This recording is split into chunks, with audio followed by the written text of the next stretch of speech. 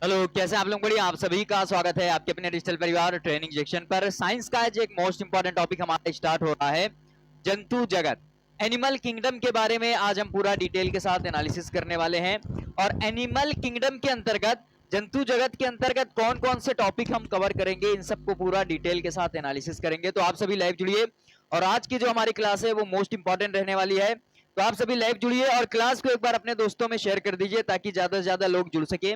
और चैनल पर जो पहली बार जुड़ा होगा, चैनल को जरूर सब्सक्राइब करिएगा और वीडियो को अवश्य लाइक करिएगा, क्योंकि इसके बाद जो भी आपकी वीडियो होती है, जो क्लासेस आपकी चलती है, तो उसका भी नोटिफिकेशन आपके पास पहुंचता है। तो इसलिए वीडियो को अवश्य लाइक करिएगा।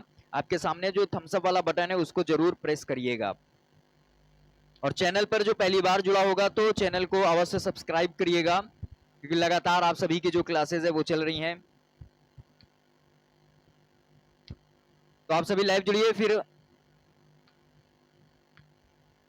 जी अंकिता जी, बिल्कुल इंग्लिश ट्रांसलेशन करके बताइए, बिल्कुल बताया जाएगा। ठीक है, ठीक है। आप देखिए, क्लास आपको समझ में आएगी, क्योंकि बाइलिंगुअल यहाँ पर ही लेकर क्या है, हम स्टार्ट कर रहे हैं, चल रहे हैं थोड़ा। बाकी अगर पूरी डिटेल के साथ आप क्लास करना चाहती हैं तो पूरी प्लेलिस्ट आपकी साइंस की बनी हुई है, वहां पर पूरा बाइलिंगुअल आपका जो टॉपिक है कवर किया गया है, हिंदी इंग्लिश दोनों में है। जी आप सभी का स्वागत है, गुड मॉर्निंग आप सभी को। आप सभी एक बार वीडियो को अपने दोस्तों में शेयर करिए ताकि ज्यादा से ज्यादा लोग जुड़ सके। फिर आज का जो हमारा टॉपिक है आपका जंतु जगत, इसकी हम शुरुआत करते हैं और मोस्ट इंपॉर्टेंट ये टॉपिक रहने वाला है और यहां से एग्जाम में काफी आपके प्रश्न बनते हैं। तो आइए आज का जो हमारा सेशन है इसकी शुरुआत करते हैं। कहां पर देखिए, आप ट्रेनिंग सेक्शन इस यूट्यूब चैनल पर क्या है, प्लेलिस्ट वाले सेक्शन में जाइएगा। प्लेलिस्ट वाले सेक्शन में पूरी डिटेल के साथ आपका पूरा साइंस कवर किया हूं, बाइलिंगुअल में है, सब कुछ वहां पर बताया हूं आपको। एक बार वहां जाकर आप प्लेलिस्ट देखिएगा, ठीक है। तो सबसे पहले आइए समझते हैं कि हम जो टॉपिक पढ़ने जा रहे हैं, जंतु जगत। तो इस जंतु जगत के अंतर्गत कौन कौन से टॉपिक हैं जिनको हम डिटेल के साथ कवर करेंगे। तो आइए सबसे पहले समझते हैं कि टॉपिक कौन कौन से हैं। तो यहां पर देखिएगा, जंतु जगत के अंतर्गत हम 10 टॉपिक कवर करेंगे। कितने टॉपिक कवर करेंगे? जंतु जगत के अंतर्गत 10 टॉपिक कवर करेंगे। और आज की जो हमारी क्लास है इसके अंतर्गत हम 2 टॉपिक आपका कवर करने वाले हैं, प्रोटिस्टा या प्रोटोजोआ और पोरीफेरा। इसको क्या है, हम डिटेल के साथ पूरा एनालिसिस करेंगे। जितने भी आपके प्रीवियस ईयर्स में जो प्रश्न आए हुए हैं उन सबको हम डिटेल के साथ एनालिसिस करेंगे। आगे देखिएगा, आपका सिलेंट्रेटा है, प्लेटी हेलमिंथीज है, इसके हेलमिंथीज है, और एनिलिडा है, ऑर्थोपोडा है, मोलास्क है, इकाइनोडर्मेटा है, उसके बाद कॉर्डेटा है। कॉर्डेटा के अंतर्गत कौन कौन से हैं आपके? एम्फीबिया है, सरीसृप है, एवीज है, स्तनधारी है, मत्स्य है। तो ये आपके 10 टॉपिक हैं, इनको हम डिटेल के साथ पूरा कंप्लीट एनालिसिस करेंगे।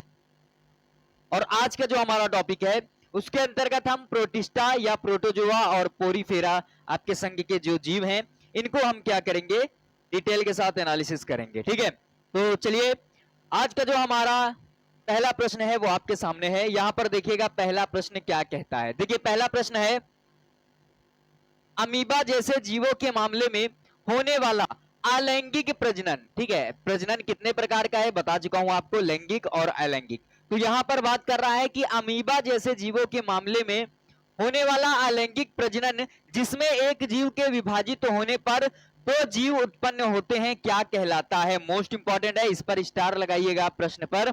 यह क्या कहलाता है? अनुप्रस्थ विखंडन कहलाता है, या अनुदैर्ध्य विखंडन कहलाता है, या आपका साधारण विखंडन कहलाता है, या बाइनरी विखंडन। और एग्जाम में प्रश्न आया हुआ है, और यहां पर देखिएगा प्रश्न की सेम लैंग्वेज आपके एग्जाम में थी, ठीक है।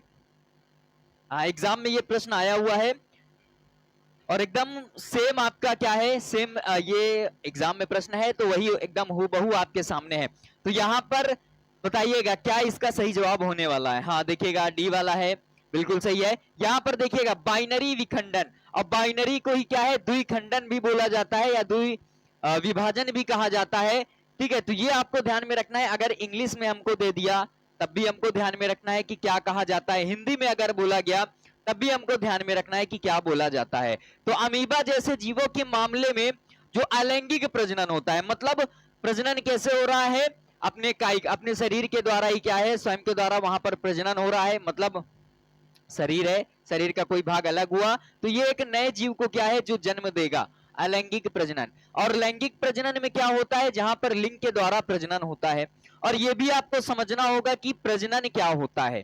प्रजनन का मतलब क्या होता है, प्रजनन का मतलब होता है अपने ही जैसे जीवों को जन्म देना, ठीक है, अपने ही जैसे जीवों को जन्म देना। जन्म देना क्या कहलाता है भाई, प्रजनन कहलाता है। क्या कहलाता है, प्रजनन कहलाता है। ये आपको ध्यान में रखना है, अपने ही जैसे जीवों को जन्म देना प्रजनन कहलाता है, ठीक है। अब घोड़ा है तो घोड़े को जन्म देगा, योगेश भाई कुत्ते हैं तो कुत्ता है उसको जन्म देगा, अनेक प्रकार, मतलब समान जो जीव है वो समान प्रकार के जीव को ही क्या है जन्म देगा, ये क्या है प्रजनन कहलाता है, ठीक है।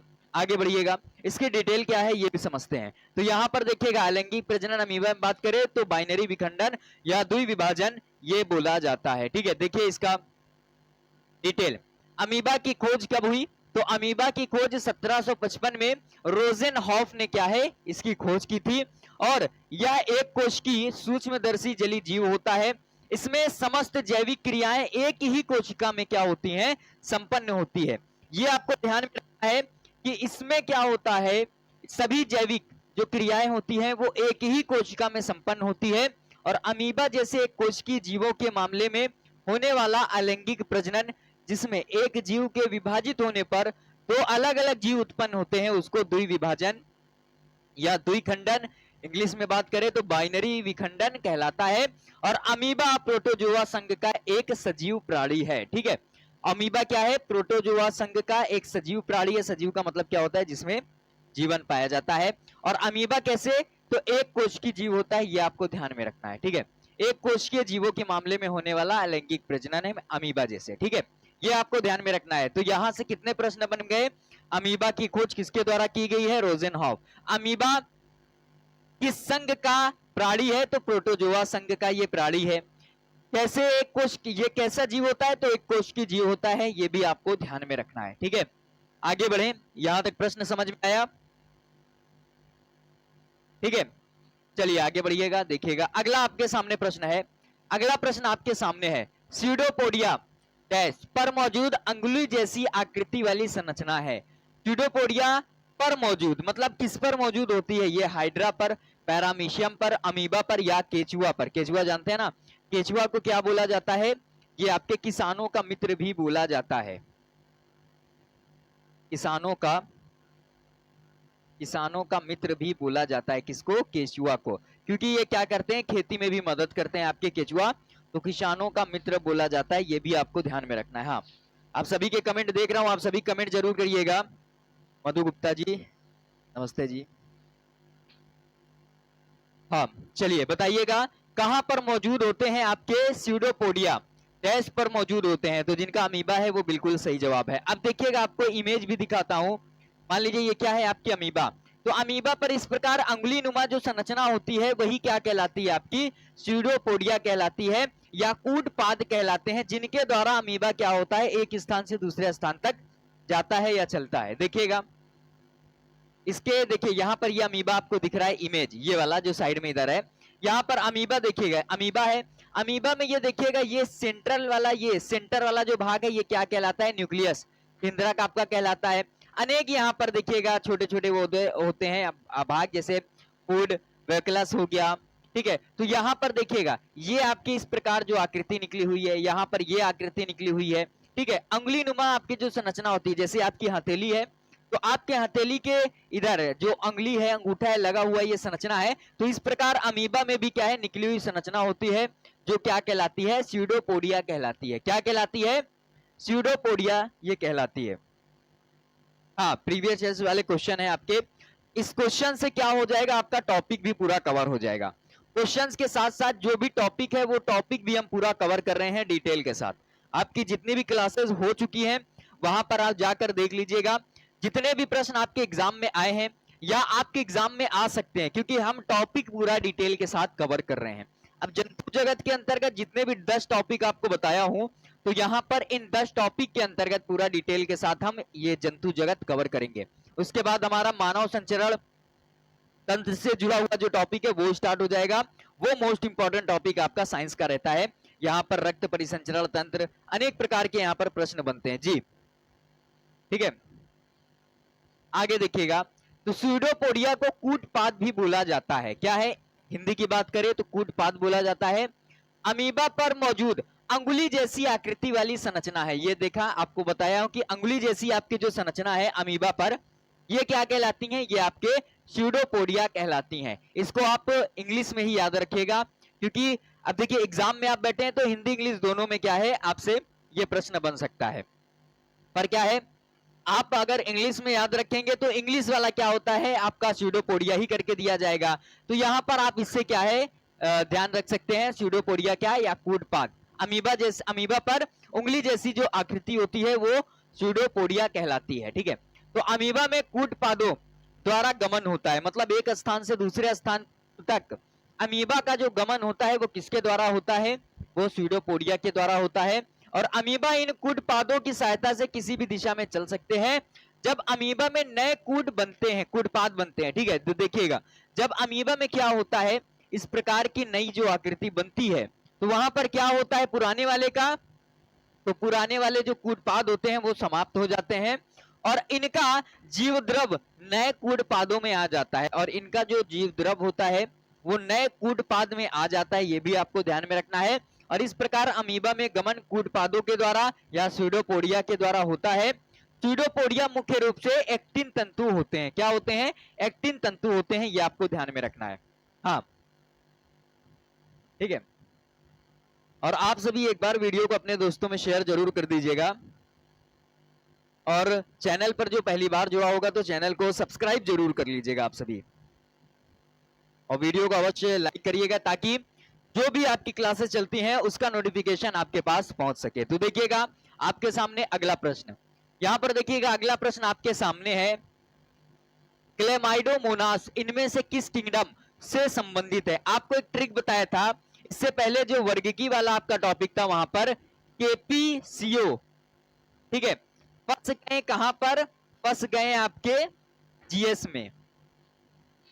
ठीक है, केपीसीओ फंस गए जीएस में। आपको ये बताया था ना 7 प्रकार के विभाजन किया गया है आपका। तो यहाँ पर किंगडम है, फाइलम है, क्लास है, ऑर्डर है, फैमिली है, उसके बाद जीएस में आपका जीनस स्पीसीज, ये 7 आपको बताया था। और सबसे बड़ा कौन था, किंगडम, ये आपको ध्यान में रखना है, मोस्ट इंपॉर्टेंट है। ठीक है, किंगडम है, फाइलम है, उसके बाद क्या है, सीओ से क्या हो जाएगा, सीओ से हो जाएगा क्लास है, ऑर्डर है आपका, फर्स्ट से क्या हो जाएगा, फैमिली हो जाएगा, जीएस से क्या हो जाएगा, जीनस और स्पीसीज। ये 7 आपको विभाजन बताया था। तो वहां पर देखिएगा किस किंगडम वर्ग से संबंधित है, क्लाइडोमोनास की बात कर रहा है। किंगडम प्लांटी से, किंगडम प्रोटिस्टा से, किंगडम फंजाई से, या किंगडम मोनेरा से, ये आपको बताना है। जल्दी जल्दी कमेंट करिएगा कि किससे मिलकर इसका निर्माण हुआ है, जल्दी से आप कमेंट करिएगा। हाँ, बिल्कुल सही जवाब है जिनका किंगडम प्रोटिस्टा है। किंगडम प्रोटिस्टा क्या है, बिल्कुल सही जवाब है किंगडम प्रोटिस्टा। ठीक है, हाँ, किंगडम प्रोटिस्टा क्या है, बिल्कुल सही जवाब है। यहाँ पर क्लाइडोमोनास क्या है, किंगडम प्रोटिस्टा से संबंधित है। और प्रोटिस्टा क्या है, एक कोष की जीव होता है, ये भी आपको ध्यान में रखना है। देखिएगा किंगडम प्रोटिस्टा में मुख्य रूप से एक कोष की जीव एवं यूकैरियोटिक जीव शामिल होते हैं। अब यूकैरियोटिक जीव क्या होते हैं, तो यूकैरियोटिक जीव देखिएगा क्या होते हैं। यूकैरियोटिक जीव ऐसे जीव होते हैं जिनकी कोशिकाओं में एक सुस्पष्ट केंद्रक और अन्य झिल्लीबद्ध कोशिकांग जैसे आपके माइटोकॉन्ड्रिया, ये सभी क्या मौजूद होते हैं। तो यूकैरियोटिक जीव क्या होते हैं, जिनमें एक कोशिकी, जिनकी कोशिकाओं में क्या होता है, स्पष्ट आपका केंद्रक होता है और झिल्लीबद्ध क्या होते हैं, आपके जो कोशिकांग जैसे माइटोकॉन्ड्रिया है ये मौजूद होते हैं। और ये कोशिकाएं प्रोकैरियोटिक कोशिकाओं से बड़ी और अधिक जटिल होती है। यूकैरियोटिक के उदाहरण में सभी आपके जो जानवर हैं, पौधे हैं, कवक हैं, प्रोटिस्टा है, ये सभी शामिल होते हैं। तो यूकैरियोटिक एक कोश की जीव, इनमें जो केंद्रक है वो विकसित होता है, इसमें जो कोशिकांग है वो मौजूद होता है, ये आपको ध्यान में रखना है। ठीक है, यूकैरियोटिक आपके जीव बोला जाता है। तो यहां पर देखिएगा कोशिकाएं और जीव, कोशिकीय एवं यूकैरियोटिक जीव शामिल किए जाते हैं। और इस जगत में विभिन्न प्रकार के शैवाल, स्लाइम मोल्ड एवं प्रोटोजोआ आदि आते हैं, किसमें, तो किंगडम प्रोटिस्टा के अंतर्गत। आगे देखिएगा, इनमें श्वसन अंग के रूप में माइटोकॉन्ड्रिया, माइटोकॉन्ड्रिया क्या होता है, कोशिका का पावर हाउस किसको कहा जाता है, ये सभी चीजें आपको बताया हूं, आप कमेंट करके बताइएगा। Power cell of the, power house of the cell क्या कहलाता है। गुड मॉर्निंग जी, ठीक है। हाँ, power house of the cell, ये सभी चीजें आपको बताया हूं पूरा डिटेल के साथ, जो कोशिका वाला हमने टॉपिक कवर किया था वहां पर। तो देखिएगा आगे, माइटोकॉन्ड्रिया कार्यरत रहता है और इनके केंद्रक झिल्ली गोल्जी को है, कोशिका झिल्ली के भीतर गुणसूत्र एवं अंतःप्रदव्य जालिका आदि सभी अंग पाए जाते हैं। देखिएगा, क्लाइडोमोनास, अमीबा, एंट अमीबा, प्लाज्मोडियम, यूग्लिना, डायटम आदि किंगडम प्रोटिस्टा से क्या होते हैं, संबंधित होते हैं, ये आपको ध्यान में रखना है। बिल्कुल सही है साबिया जी, माइटोकॉन्ड्रिया क्या है, power house of the cell है, बिल्कुल सही जवाब है। और कोशिका वाले टॉपिक में हमने पूरा डिटेल के साथ ये सभी चीजें एनालिसिस की है, ठीक है। आगे देखिएगा, अगला प्रश्न आपके सामने है, अगला प्रश्न आपके सामने है, बहुविखंडन के द्वारा डैश एक साथ अनेक संतति कोशिकाओं में विभाजित होता है, क्या, प्लेनेरिया, हाइड्रा, यीस्ट या आपका प्लाज्मोडियम, बताइएगा। बहुविखंडन के द्वारा एक साथ अनेक संतति कोशिकाओं में विभाजित होता है, कौन है, प्लेनेरिया है, हाइड्रा है, यीस्ट है या आपका प्लाज्मोडियम है। कमेंट करिएगा क्या इसका सही जवाब होगा। हाँ जी बताइएगा, बिल्कुल सही। हाँ कमेंट करिएगा आप क्या इसका सही जवाब होगा। बहुविखंडन के द्वारा एक साथ अनेक संतति कोशिकाओं में, ये आपका प्लेनेरिया है, हाइड्रा है या फिर आपका क्या है, यीस्ट है या प्लाज्मोडियम है। जल्दी से कमेंट करिएगा, चौथा नंबर है ये, बताइएगा। हाँ जल्दी कमेंट करिए। हाँ, बहुविखंडन के द्वारा एक साथ अनेक संतति कोशिकाओं में, तो जिनका भी क्या है अभी जस्ट बताया हूं, अभी भी नाम लिया था यहाँ पर, प्लाज्मोडियम क्या हो जाएगा, इसका बिल्कुल सही जवाब हो जाएगा, ठीक है। आइए इसकी डिटेल को समझते हैं। देखिएगा, बहुविखंडन के द्वारा प्लाज्मोडियम एक साथ अनेक संतति कोशिकाओं में विभाजित होता है और प्लाज्मोडियम एक प्रोटोजोआ संघ का प्राणी है। किसका है भाई, प्रोटोजोआ संघ का ये प्राणी है। और बहुविखंडन भी अलैंगिक प्रजनन की एक प्रक्रिया है। क्या है, बहुविखंडन किसकी प्रक्रिया है, तो अलैंगिक आपका जो प्रजनन होता है इसकी ये प्रक्रिया है, जिसमें जनक कोशिकाएं कई नए जीवों के निर्माण के लिए क्या होता है, विभाजित होती है। ये आपको ध्यान में रखना है, ठीक है, ध्यान रखिएगा, इंपॉर्टेंट है। नेक्स्ट है, आगे देखिएगा। हाँ डी वाला क्या हो जाएगा, बिल्कुल सही जवाब है आप सभी के, डी वाला बिल्कुल सही है। हाँ डी क्या है, बिल्कुल सही है। आगे देखिएगा, अगला प्रश्न आपके सामने, निम्नलिखित में कौन सा एक कोशिकीय जीव का उदाहरण है। एक कोशिकीय जीव के बारे में बताना है भाई, प्रश्न को बता चुका हूं, अब बताइएगा यहाँ पर क्या सही जवाब होगा। प्रोटोजोआ है, एंथ्रोपॉड्स है या एकाइनोडर्म्स है या एनालिट्स है, बताइएगा क्या सही जवाब इसका होगा। हाँ अभी जस्ट बताया हूं एक कोशिकी क्या होता है, प्रोटोजोआ, ये आपको ध्यान में रखना है, इंपॉर्टेंट है, ठीक है। प्रोटोजोआ क्या है, बिल्कुल सही जवाब है इसका, प्रोटोजोआ बिल्कुल सही जवाब है। देखिएगा, प्रोटोजोआ एक कोशिकीय यूकैरियोटिक जीव होते हैं। अब यूकैरियोटिक जीव क्या होते हैं, पूरा डिटेल के साथ आपको बता चुका हूं कि इसमें क्या होता है, इसमें आपका सुस्पष्ट केंद्रक होता है, आपका झिल्लीबद्ध कोशिकांग मौजूद होते हैं, ये सभी चीजें हमने बता दी है, ठीक है। आगे देखिएगा, प्रोटोजोआ एक कोशिकीय यूकैरियोटिक जीव होते हैं और जो प्रोटिस्टा के अंतर्गत आते हैं, आर्थ्रोपोडा, इकाइनोडर्मेटा और एनिलिडा बहुकोशिकीय यूकैरियोटिक होते हैं। आर्थ्रोपोडा प्राणी जगत का सबसे बड़ा संघ है। किसका भाई, प्राणी जगत का सबसे बड़ा संघ कौन सा है, तो संघ आर्थ्रोपोडा है, ये आपको ध्यान में रखना है। और मोस्ट इंपॉर्टेंट ये प्रश्न है, लगातार एग्जाम में यहां से प्रश्न बने हैं कि निम्नलिखित में से कौन प्राणी जगत का सबसे बड़ा संघ है, प्राणी जगत का सबसे बड़ा संघ है, कौन सा है, ठीक है। हाँ देखिएगा, तो ये आर्थ्रोपोडा प्राणी जगत का सबसे बड़ा संघ है, जिसमें कीट भी सम्मिलित हैं। आर्थ्रोपोडा में क्या है, कीट भी आपके सम्मिलित होते हैं। लगभग 2/3 जाति पृथ्वी पर आर्थ्रोपोडा से ही क्या है, संबंधित है। संघ एनिलिडा में जलीय, आपका स्थलीय और स्वतंत्र जीव तथा कभी कभी परजीवी भी इसके अंतर्गत शामिल किए जाते हैं। इसके अंतर्गत आपका केचुआ आता है, संघ एनिलिडा, ठीक है। आगे देखिएगा, हाँ आगे देखिएगा, उसके बाद देखिएगा, संघ इकाइनोडर्मेटा के प्राणियों में क्या होता है, आपका कैल्शियम युक्त अंतः कंकाल पाया जाता है, इसलिए देखिए इकाइनोडर्मेटा में क्या होता है आपके, ये समुद्री जीव जो समुद्र में क्या है वास करते हैं, समुद्र में रहते हैं, वहां पर क्या होता है खोल उनके शरीर पर क्या है पाई जाती है, कंकाल पाया जाता है जिसमें कैल्शियम मौजूद होता है, तो इसलिए इसका नाम क्या है इकाइनोडर्मेटा रखा गया है। और ये समुद्री वासी मतलब समुद्र में क्या है वास करने वाले आपके ये जीव होते हैं। जी साबिया जी, अमीबा है, पैरामीशियम, यूग्लिना, टेस्ट सबके एक कोशिकी हैं। हाँ ये सभी क्या है, ये सभी एक कोशिकी हैं, ठीक है। तो ये याद कर लीजिएगा जो पॉइंट है कि प्राणी जगत का सबसे बड़ा संघ संघ ऑर्थोपोडा है। नेक्स्ट अगले प्रश्न आपके सामने है, देखिएगा अगला प्रश्न आपके सामने है। अगला प्रश्न देखिएगा क्या कह रहा है, एक कोशिका के दो समान संतति कोशिकाओं में विभाजन की प्रक्रिया को क्या बोला जाता है? बहुविखंडन कहा जाता है, द्विखंडन कहा जाता है, पुनरुद्भवन कहा जाता है, या फिर बीजाणु का बनना ये कहा जाता है? तो जल्दी जल्दी कमेंट करिएगा क्या इसका सही जवाब होगा। कि एक कोशिका के दो समान संतति कोशिकाओं में, तो दो समान संतति कोशिका है बाइनरी वाला, या द्विविभाजन या द्विखंडन कहा जाता है, तो बी वाला बिल्कुल सही जवाब हो जाएगा, द्विखंडन, ठीक है। अशोक पासवान जी बिल्कुल सही जवाब है। नहीं ये क्या हो जाएगा आपका, ये आपका द्विखंडन हो जाएगा, क्या है द्विखंडन, द्विखंडन द्विखंडन हो जाएगा। यहाँ पर क्या बोला है, दो समान संतति कोशिकाओं में आपके विभाजन की प्रक्रिया, तो इसी को इंग्लिश में क्या है अभी पहला ही प्रश्न करवाया था, बाइनरी विखंडन भी क्या है बोला जाता है। बाइनरी आपके जो विखंडन है ये भी बोला जाता है, तो ये भी आपको क्या है ध्यान में रखना है। जी बिल्कुल ठीक है, ठीक है, हाँ जी ठीक ठीक, हाँ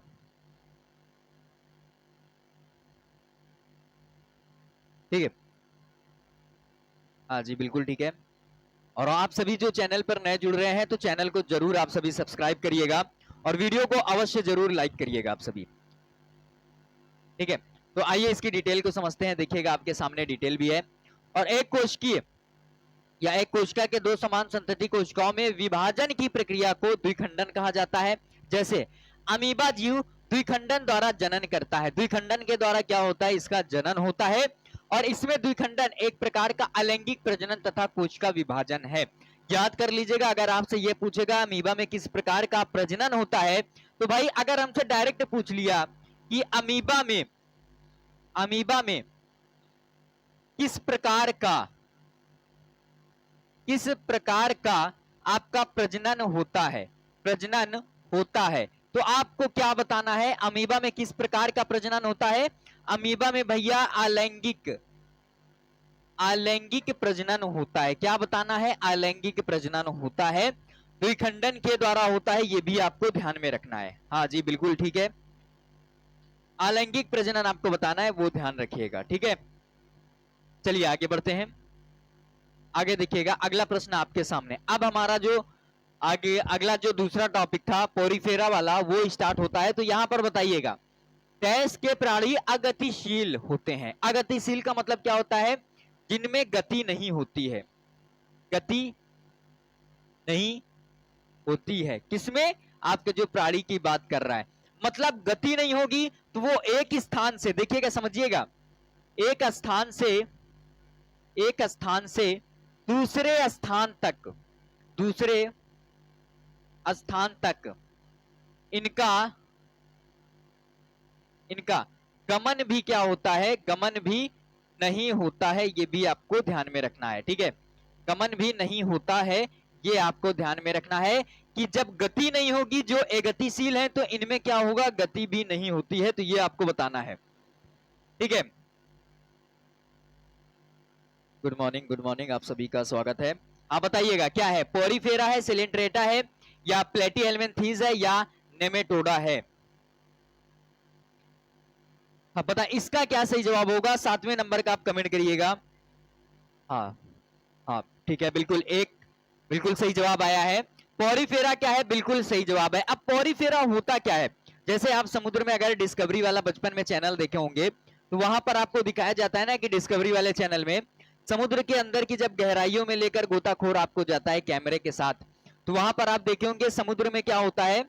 आपको दिखाता हूं उदाहरण, एग्जाम्पल, ठीक है। देखिएगा यहाँ पर ये पेड़ है, तो आपको वहां पर समुद्र में, समुद्र की गहराइयों में रंगीन प्रकार के क्या है, जो पेड़ है वो आपको दिखाई देते होंगे। तो पेड़ जैसी आकृति वाला आपका जो जीव होता है, जो प्राणी होता है, वो क्या कहलाता है, वो पोरीफेरा। अब पेड़ जैसी आकृति में आपको दिख रहे हैं, वहां पर जो आकृति है पेड़ जैसी आपको दिख रही होगी, तो याद कर लीजिए वो अगतिशील होते हैं, इसीलिए बोला गया है कि किस डैश के प्राणी अगतिशील होते हैं, तो संघ पोरीफेरा के। ठीक है, और अगतिशील है मतलब जिसमें गति नहीं पाई जाती है, गति नहीं पाई जाएगी तो ये एक स्थान से दूसरे स्थान तक चल भी नहीं सकते हैं, गमन भी इनके अंदर नहीं होता है। तो ये आपके सामने इमेज है, देखिए आपको इमेज भी दिखाता हूं, देखिएगा। ठीक है, यहां पर देखिएगा, ये आपके सामने इमेज इसकी है,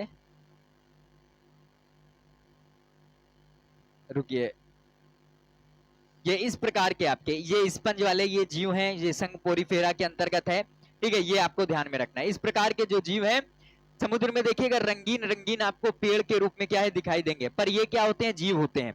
इनका गमन एक स्थान से दूसरे स्थान तक नहीं होता है, इसलिए ये क्या होते हैं, अगतिशील होते हैं। ठीक है, चलिए आगे बढ़ते हैं। यहाँ पर देखिएगा क्या हमारा प्रश्न था, इसकी जो डिटेल है हम उसको समझते हैं, फिर आगे बढ़ेंगे। देखिएगा यहाँ पर क्या है, अगतिशील प्राणी है तो आपका पोरीफेरा। ठीक है, देख लीजिए इसकी डिटेल क्या है। संघ पोरीफेरा के जो प्राणी होते हैं वो अगतिशील होते हैं। अब पोरीफेरा है तो पोरीफेरा दो शब्दों से मिलकर बना है। आपका ये ग्रीक भाषा का जो शब्द है दो शब्दों से मिलकर बना होता है। पोरोज, पोरोज का मतलब क्या होता है आपका छिद्र या छेद, और फेरी का मतलब क्या होता है धारण करना, मतलब जिसमें क्या होता है छिद्र होते हैं, जो छेद को क्या होता है धारण किए होता है वो क्या कहलाता है, पोरीफेरा। देखिएगा पोरीफेरा का मतलब छिद्र को धारण करने वाला, छिद्र को धारण करने वाला क्या कहलाता है, पोरीफेरा कहलाता है। और इनके शरीर में असंख्य सूक्ष्म छिद्र पाए जाते हैं, इसलिए इसको स्पंज के रूप में भी क्या है जाना जाता है। और रॉबर्ट ग्रांट द्वारा स्पंजों को जंतुओं में सम्मिलित किया गया है और इनको पोरीफेरा नाम दिया गया है। आपको जो इमेज दिखाया हूं वहां पर यही किसके अंतर्गत है, संघ पोरीफेरा के जीव हैं। ठीक है, और ये जीव के अंतर्गत पोरीफेरा की बात करें तो पोरोस और फेरी से मिलकर बने हैं। पोरोस का मतलब क्या होता है, छिद्र, और फेरी का मतलब क्या होता है, धारण करने वाले, मतलब जिनमें छिद्र होता है। ठीक है, वो क्या कहलाएंगे, आपके जो समुद्र में जीव रह रहे हैं ये क्या कहलाते हैं, ये स्पंज या आपके संघ पोरीफेरा के अंतर्गत होते हैं, ये आपको ध्यान में रखना है। ठीक है, आगे देखिएगा, आगे देखिएगा, निम्न में से क्या अचल होते हैं। अचल का मतलब जो चल नहीं सकते हैं, चल नहीं सकते मतलब जिनमें गति नहीं होती, और जिनमें गति नहीं होती तो अभी हम बात करें क्या कहलाता है, ये अगतिशील, अगतिशील होते हैं। ठीक है, बताइएगा। और एक ठोस आश्रय सपोर्ट से जुड़े होते हैं। समुद्र में आपको जैसे बताया ये क्या होता है, समुद्र में आधार, समुद्र का नितल, इस नितल में ठोस आकृति से जुड़े हुए आपके पौधे रूप में जो आकृति आपको दिखाई देती है ये क्या कहलाता है, ये संघ पोरीफेरा के जीव है। क्या कहलाता है ये, प्लेनेरिया, साइकॉन, समुद्री एनिमोन या फिर एस्केरिस। ठीक है, हाँ सकीना जी बिल्कुल, आप अभी पीछे हैं। ठीक है, क्लास को पूरा जरूर देखिएगा आप। हाँ ठीक है, आगे देखिएगा, इनको क्या बोला जाता है, साइकॉन। अभी जस्ट आपको बताया हूं साइकॉन, या इसको हिंदी में क्या है, स्पंज कहा जाता है। संघ पोरीफेरा के ये जीव कहलाते हैं। और इमेज भी आपको यहाँ पर दिखा चुका हूं, इनकी इमेज क्या है, ये आपके सामने इसकी इमेज है। ठीक है, ये जीव क्या है, इस प्रकार की आकृति आपको जो दिख रही है ये क्या कहलाती है, ये पोरीफेरा संघ के जीव कहलाते हैं, स्पंज कहलाते हैं। यहाँ पर देखिएगा अनेक इनके शरीर में क्या है, छोटे छोटे छिद्र पाए जाते हैं, जिसके कारण क्या होता है, ये श्वसन आपके ये सभी करते हैं। आइए इसकी डिटेल क्या है इसको समझते हैं। ठीक है, देखिएगा, स्पंज या साइकॉन एक अमेरुदंडी पोरीफेरा संघ छिद्र युक्त जीवधारी का क्या है, समुद्री जीव है। याद कर लीजिएगा, अगर इस प्रकार की आकृति देकर पूछे या आपसे ये पूछे कि पोरीफेरा किसके अंतर्गत है, तो समुद्री जीव ये होते हैं, ये आपको ध्यान में रखना है। ठीक है, आगे देखिएगा, यह मीठे एवं खारे पानी में पाया जाता है और यह जंतु कॉलोनी बनाकर अपने आधार से चिपके रहते हैं। मतलब एक स्थान पर कई, चारों ओर कई संख्याओं में क्या है ये पाए जाते हैं, तो कॉलोनी बनाकर ये रहते हैं। और ये एकमात्र ऐसे जंतु हैं जो चल फिर नहीं सकते हैं। देखिए एकमात्र ऐसे जंतु, अब जंतु है जंतु में जीवन पाया जाएगा। तो जंतु में जीवन पाया जाएगा तो वो एक स्थान से दूसरे स्थान तक क्या है गमन करेंगे। हम भी क्या है जंतु की श्रेणी में है, हम भी क्या है एक स्थान से दूसरे स्थान तक क्या है गमन करते हैं। ठीक है, तो ये क्या है, ये एकमात्र ऐसा जंतु है जो अगतिशील होता है, मतलब जिसमें गति नहीं पाई जाती है, जो चल फिर नहीं सकता है। ठीक है, जो चल फिर नहीं सकता है, ये आपको ध्यान में रखना है। और ये लाल एवं हरे कई रंग के होते हैं। यहाँ पर देखिएगा आपको कई रंग बिरंगे यहाँ पर पेड़ पौधे दिखाई देंगे। तो ये जीव हैं और ये जीव आपको क्या है संघ पोरीफेरा समुद्री जीव कहलाते हैं, जो चल फिर नहीं सकते हैं। और इनका शरीर पौधों की तरह कई शाखाओं में विभक्त होता है और इनके शरीर पर छोटे छोटे आपके छिद्र देखने को मिलते हैं, उसे ऑस्टिया कहते हैं। जो छिद्र आपको देखने को मिलेंगे इसे क्या बोला जाता है, ऑस्टिया कहा जाता है, जिनसे होकर जल और तथा ऑक्सीजन तथा भोज्य पदार्थ शरीर में प्रवेश करता है। आपके जो यहाँ पर देखिएगा इनके शरीर में छोटे छोटे आपके यहाँ पर जल दिखाई, छोटे छोटे आपको इस प्रकार देखिएगा छिद्र दिखाई देते हैं।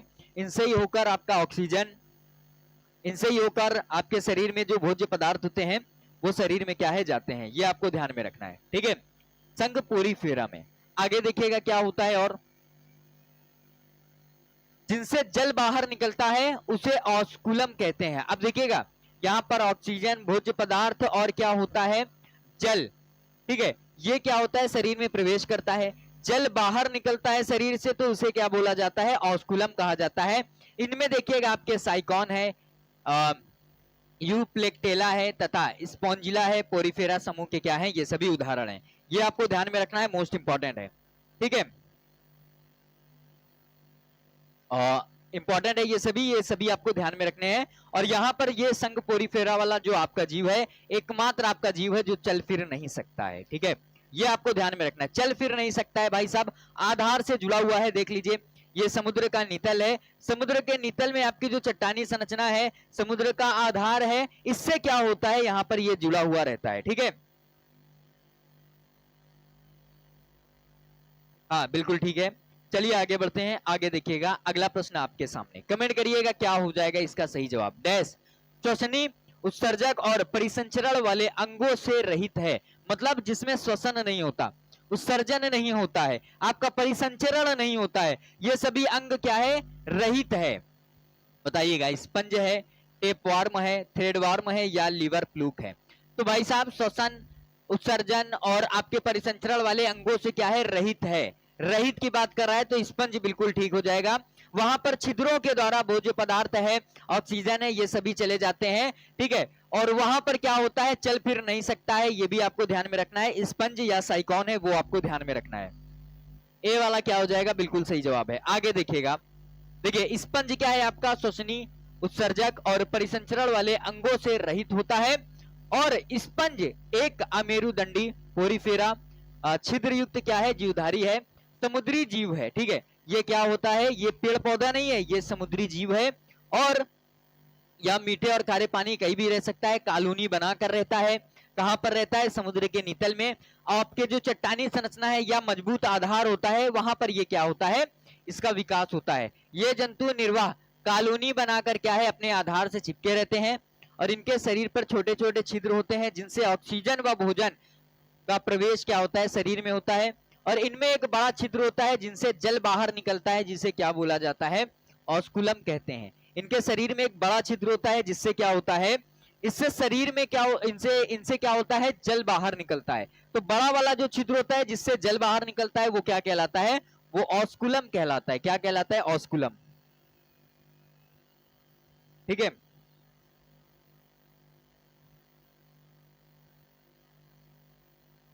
ठीक है, हाँ बिल्कुल ठीक है। इस सवाल का जवाब बताइए तो फिर आपको एक शायरी सुनाऊंगा। बताइएगा यहाँ पर कि जीव विज्ञान में स्पंज क्या है, एक कवक है, एक पौधा है, एक जीवाश्म है या एक पशु है। जल्दी कमेंट करिएगा क्योंकि अभी लगातार बताते चला आया हूं कि जीव स्पंज या साइकॉन ये है क्या, ये आपका पौधा है या आपका कवक है या जीवाश्म है या एक पशु है। बताइएगा, जल्दी कमेंट करिएगा। ठीक है,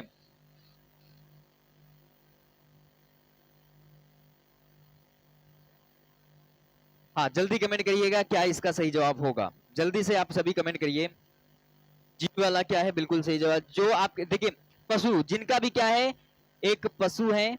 जीवाश्म का मतलब क्या हो जाता है, जीवों का अस्म, जैसे कोई मर गया है जीव, उसकी जो हड्डी है या कुछ अस्म, मतलब कोई कुछ भाग बचा हुआ है, अवशेष बचा हुआ है, तो वो जीवाश्म कहलाता है। ये एक पशु है, प्राणी है, ये आपको ध्यान में रखना है, ठीक है। तो आपका जीव विज्ञान में जो स्पंज होता है क्या है, एक पशु है, ये आपको ध्यान में रखना है। तो आइए आपको एक शायरी सुनाता हूं, यहाँ पर आप सभी के लिए है कि भाई तैयारी आप सभी को करनी है। लगातार आप भी देख रहे होंगे कि डेली आपको कुछ ना कुछ क्या है, यहाँ पर न्यूज देखने को मिल जा रही है कि तैयारियां चल रही हैं, टीआरई 4 की अधियाचन है वो मांगा गया है। तो आपको करना क्या, आपके पास सिर्फ एक ही काम है, अपनी तैयारी करनी है, अपने सपनों को पूरा करना है, और अगर आपने लक्ष्य निर्धारित किया है तो उस लक्ष्य से आपको भटकना नहीं है। तो ये शायरी आप सभी के लिए है। क्या है कि उम्मीदों के दिए बुझाया नहीं करते, उम्मीदों के दिए बुझाया नहीं करते, दूर हो मंजिल पर पांव डगमगाया नहीं करते, हो दिल में जिसके जज्बा मंजिल छूने का, वो मुश्किलों से घबराया नहीं करते। ठीक है, तो चलिए आइए इसकी डिटेल की ओर बढ़ते हैं। जीव विज्ञान में आपका जो स्पंज बताया हूं, ठीक है, सरकार तो बोल रही होगा, अब देखते हैं बाकी। देखिएगा आगे, देखिएगा, स्पंज पोरिफेरा संघ के बहुकोश की समुद्री जीव हैं। ये याद कर लीजिएगा भाई साहब, स्पंज किसके अंतर्गत है, ये पोरिफेरा संघ के अंतर्गत, और बहुकोश की जीव है, ये आपको ध्यान में रखना है। जिनमें ऊतक या अंग नहीं होते हैं, ये भी आपको ध्यान में रखना है। फिल्टर फीडर होते हैं, जो अपने शरीर में पानी पंप करने के लिए छिद्रों का उपयोग करते हैं। छिद्र होता है, छिद्र के माध्यम से शरीर से बाहर आपका क्या होता है, यहाँ पर इनके जो छिद्र होता है, बड़ा वाला छिद्र, जिसको ऑस्कुलम कहा जाता है, ऑस्कुलम के माध्यम से इनके शरीर से जल बाहर निकलता है।